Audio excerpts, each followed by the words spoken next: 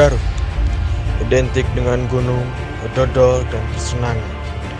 Mana para pecinta gunung, pecinta dodol, dan pencari kesenangan silih berdatangan. Oleh karena itu, kita datang ke Garut.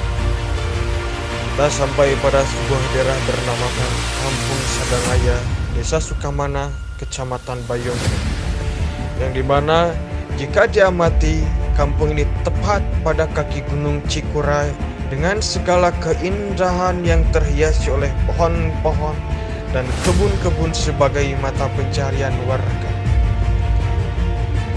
Namun, pada kesempatan kali ini kita mencoba menggali potensi kesenian dan kebudayaan yang ada. Ada apa sajakah kesenian di kampung ini dan bagaimana kebudayaannya? Mari kita saksikan. Mata pencaharian warga di sini notabene-nya sebagai petani bawang. Karena secara geografis tanaman bawanglah yang paling bisa maksimal ketimbang sayur mayur. Lalu, tradisi mengaji mingguan yang sudah erat dengan masyarakatnya. Karena kampung Sadangaya ini secara keteguhan dalam berislamnya begitu sangat kompak dalam bergotong royong dalam kegiatan-kegiatan sosial.